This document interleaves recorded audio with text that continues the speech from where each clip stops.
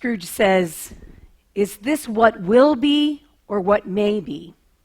And then those final lines, Scrooge goes on to say, "I am a changed man and I will live in this fashion." That's one of the most memorable scenes we have from A Christmas Carol for so many of us.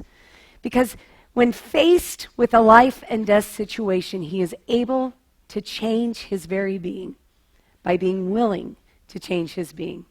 That's not the only life and death scene in that movie, and I want to encourage you, we're going to take a look at another scene where sometimes when we are faced with death, it moves us really to choose a life where you can truly live in the wholeness of love.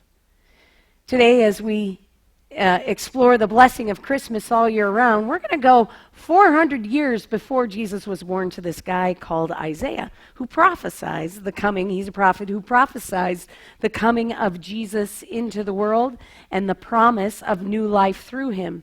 This is the Message's translation, and I love how they use the word wholeness. Isaiah says, "For a child has been born for us, the gift of a son for us. He's going to take over running the world. His name will be Amazing Counselor, Strong God, Eternal Father, Prince of Wholeness. His ruling authority will grow, and there'll be no limits to the wholeness he brings." So it doesn't say the peace and the love and the grace and the perfect life. It says he will bring wholeness and the opportunity for wholeness. And then here is one of my favorite Dickens quotes, which you just heard in somewhat of a fashion through Scrooge. "I will honor Christmas in my heart and will try to keep it all the year. I will live in the past, the present, and the future. The spirits of all three shall strive within me. I will not shut out the lessons that they teach." You know, Charles Dickens first published A Christmas Carol in 1843 on December 19th. It was part of a big movement to try to establish the spirit of Christmas in England at the time. What a great story, don't you think? Ebenezer Scrooge, we watch his transformation from being this miser into a kinder and gentler soul and being. We watch him do this through the ghost of Marley, his business partner, who they both had similar business minds. And then Marley introduces them to, of course, or tells him he's going to have a visit from different ghosts. The ghost of his past, the ghost of his present, and the ghost of what is yet to come. Dickens had a heart for children in all of his living. He had a heart for social justice and the rights of the least, the last, and the lost. And he spent a good portion of his life writing to these particular issues. Some believe that this is a direct result of his own childhood. See, when he was a young teen, his father was thrown into debtor's prison. And he had to leave school in order to help care for his family and in order to find a way to live and to live a rich, full life. Now, what's so interesting to me is he had no further education after that. But he had this passion for writing. And he lived into this passion for writing. Not only did he write for regular publications, papers, and whatnot, but he had novellas and he had novels and he had different stories that were speaking into the challenges of the time. Some of those stories, of course, have lasted for generations, for all of us share in them now. Central to his way of being are issues of social justice and care of the poor, and particularly children. Never had any further education, but went on to teach in university, went on to teach and lecture throughout the world, not based on his education and the things on his walls, but by following his passion, which was writing, and by following his heart to make a difference for other people. You see this in most of his writings. There's an interesting point in the movie and in the story of Scrooge that we sometimes overlook. Scrooge, and we're going to show this clip in just a minute, when he is faced with his death, his hardened heart is transformed and changed, but not his own death. Do you remember whose death it was? It was the death of Tiny Tim, the death of a little boy. And like I said, we're going to watch that clip in a moment. But also, not only does the ghost show him that what will be, but he also faces him and his hard heart with his beliefs about society, Scrooge's beliefs about society, which address some of those social issues that were so important to Dickens. Go ahead and take a look at this clip and see how the death of this child impacts him. I love it in the storybook. My husband's British. We have this Christmas carol that's almost as worn as a Bible at our home. And I was looking at it the other day. And in this particular part of the book, there's this wonderful drawing of that particular ghost. And he opens up his cloak, and there you see the children of want and ignorance. What happens in this particular experience is his heart is touched in a way where he ends up seeing how his beliefs and his attitudes and all he believes is touching the lives of children that he has never known, his personal wants and his ignorance. I think that that's really a true turning point in the movie and in the story that we so often miss. There is something about the concept of the loss of a child when you're faced with that it either changes you in positive ways or you harden your heart to it. Dickens once wrote this: "The most important thing in life is to stop saying I wish and start saying I will. Then we will start changing the world." So Ebenezer says, will this be or may this be? And when he says, I will be this man, God works through him. Powerful language when you think about it. It's probably powerful language for us to be mindful of too. You may be sitting there right now when I talked about Nathan's Nathan's playroom. It may be a problem, I don't know. But Nathan's playroom, and you maybe said to yourself, oh, I need to get on that. I need to do that. Or I wish I could do that. What if you change that language to, I will? I will go home, I will get on Amazon, and I will buy a $6 volleyball for Nathan's playroom. See, that will have an impact. I wish and I need, not so much. Our language is so very important to our way of being. How many of us need to do different things? Think about all the things you need to do in life and how often you get around to getting those needs taken care of. Not very often. But when you say to yourself, I will do this, I will commit to this, I will. Oh, we need to have lunch. When will we have lunch? Makes a difference, doesn't it? Today, I think that the important lesson as we consider Christmas and living in the power of the Christmas spirit is to be mindful of our language. What will we do? What do we need to do? And what do we wish we will do? Dickens encourages us to change it to wills, because wills will change the world. Now, the story of A Christmas Carol ends up where Tiny Tim lives and everybody's happy and all of that good stuff. But we all know that this world doesn't always turn out that way. That oftentimes we're faced with circumstances that we do not understand. One such circumstance happened to a gal. Her name was Sarah Gray. Her name still is Sarah Gray. She was an expectant mother and found out at 35 that she was going to have twins. How exciting. They found out they were boys. They named the twins. They were excited and getting ready for their births when she went to the second sonogram. In the second sonogram, she learned that the boy that they had named Thomas had a very rare condition.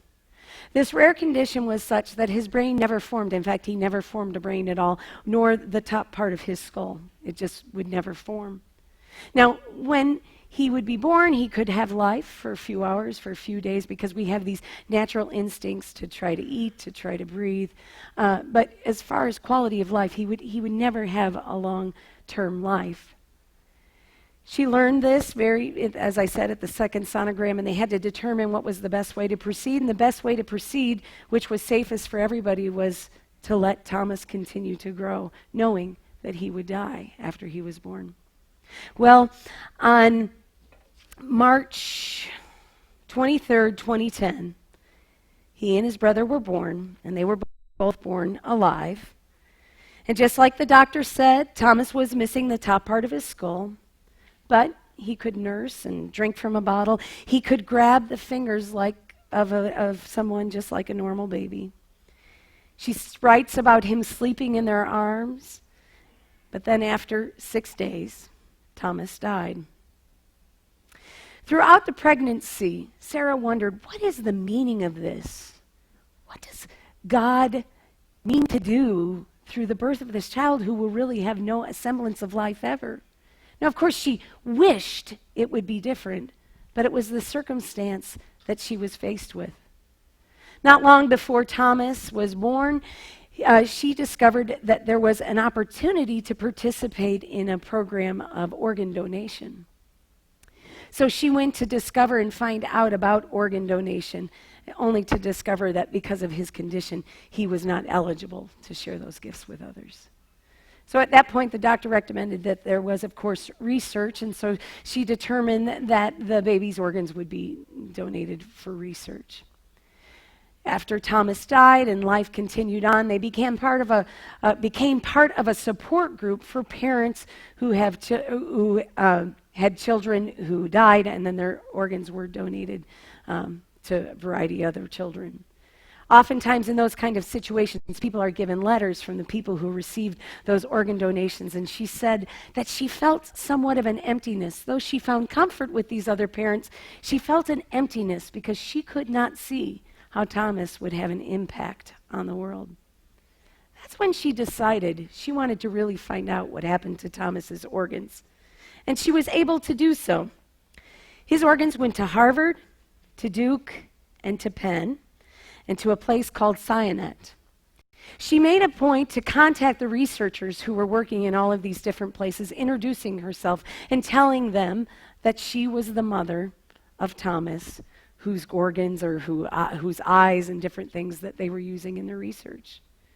One particular researcher invited her to the Research Institute.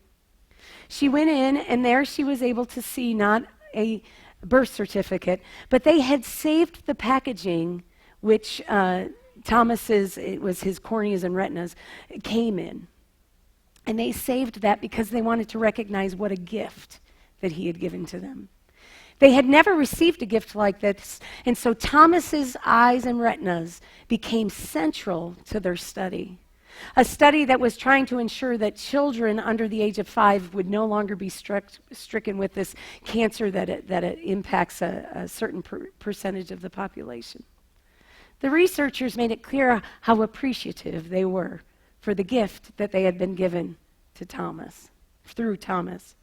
She not only went to Harvard, but then she went on to Duke and to Penn and to the Sionet company, and was able to see that indeed God worked through her son's life to make a difference in the world. I love it. She says, the way I see it, my son Thomas got into Harvard, Duke, and Penn, and he got a job at Sionet. And he has colleagues and he has co-workers who are the tops in their fields, and they need him in order to do their jobs. And a life that once seemed brief and insignificant revealed itself to be vital, everlasting, and relevant. I only hope that my life may be as relevant as my son's.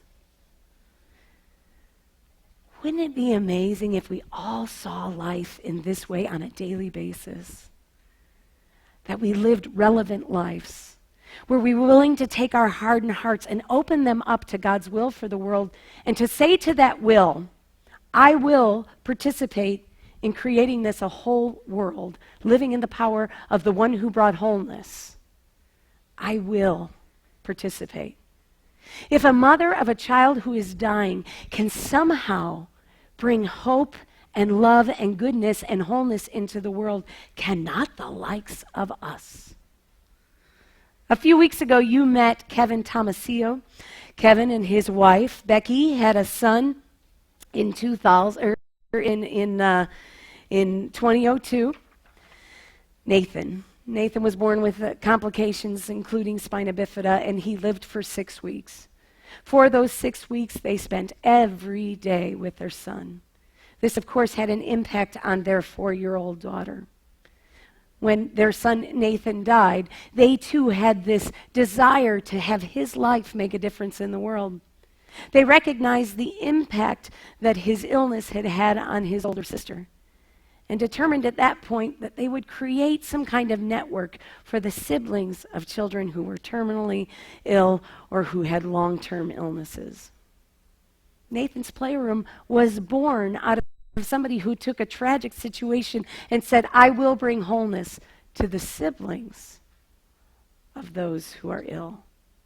Nathan did that, 6 weeks old, through parents who had a willingness to say, I will. I will ensure we have a place to serve the siblings and to help them feel special and included. Friends, I think these are all important lessons to all of us. We usually say winter is that kind of time when we close ourselves up and we lose contact with each other. Well, I don't know about you, but I have not been meeting with my friends in the hot streets lately. We have a choice in life. We can't do anything about the weather. We can't do anything about the different conditions that come with the weather, but we can open ourselves up to the will of God to participate in the wholeness of God's world. What is your wish for God's world? And how will you be part of transforming the world? Perhaps you come here today with a little bit of Ebenezer in your own life. We've been reminded in the media lately about how maybe things aren't so great. Maybe we have challenging times, and maybe these challenging times are encouraging us to hoard a little more, to invest a little more for ourselves, and to take care of ourselves. We've been reminded of that a lot. I have to admit, I have a little bit of Ebenezer in me, and I have to continually work to make sure I remember that through the one who came, this little baby, I can participate in the wholeness of the world, and there will be enough for everyone. Perhaps you're not Ebenezer-like, but you know somebody who is, I can guarantee you. Perhaps you are the ghost or the spirit that can come to a friend and say, let's look at our past. Let's look at our present, and let's look at how God will work through us into the future. I love the song that Rachel sang earlier. Sometimes our greatest blessings are only shown through our greatest tragedies. Friends, today, step into the blessing. Step into the goodness of God and participate in the wholeness of love through the one who came so that we might not just have life, but an abundant life. Will you pray with me? God of grace and love, of mercy, we give you thanks and praise for stories that remind us of the power of your love. We give thanks for Tiny Tim's and for Timothy's and for Nathan's, for those little lives that remind us what we can do to bring wholeness to the world.